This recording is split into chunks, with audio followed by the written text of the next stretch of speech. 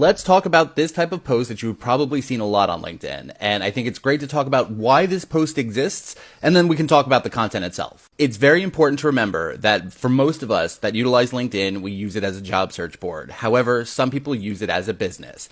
Daniel is one of them, and this is what we call an engagement post. As you can guess from the name, the purpose of this post is to emotionally manipulate you so that you engage. Because the more that you engage by liking, comment, and sharing, the better you pump his business. Daniel has almost 1 million followers. He does not touch compensation whatsoever. He has nothing to do with hiring. He's writing posts that are designed to get people to engage so that he has better metrics that he can utilize to sell his products and services. Now, as far as engagement posts go, that one's pretty mild. He's not attacking anyone, and by engaging with it, you're not putting yourself at risk.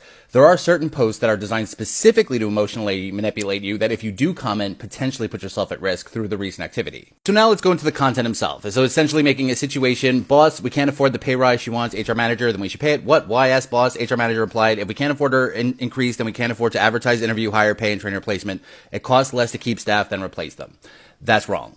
I'm going to peel back the curtain as it relates to what I think is one of the biggest frustrations and biggest black holes and biggest things that need to solve. Compensation. Despite all evidence to the contrary, I want every single one of you to be rich. If it was up to me, I'd give every one of you $1,000 every week.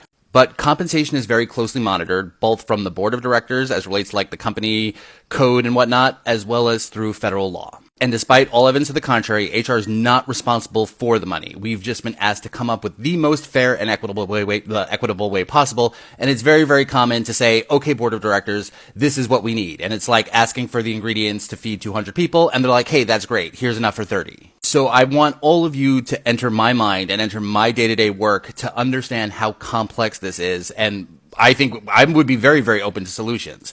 So here's what happens. Let's take that one instance. That sounds great on an individual level solve, but we have just given a salary increase to someone. Why did we not do it for everybody else? What if that salary increase causes inversion or compression? What if that salary increase causes her to make more money than her boss, who's a person of color?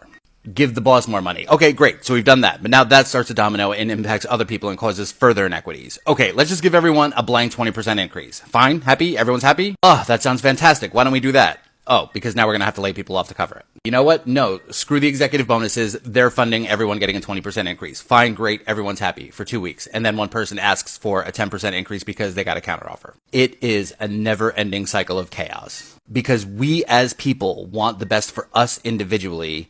And we as HR people can't give the people what they want individually because we have to take care of everyone. It costs far more to introduce compensation inequity than it does to replace one person.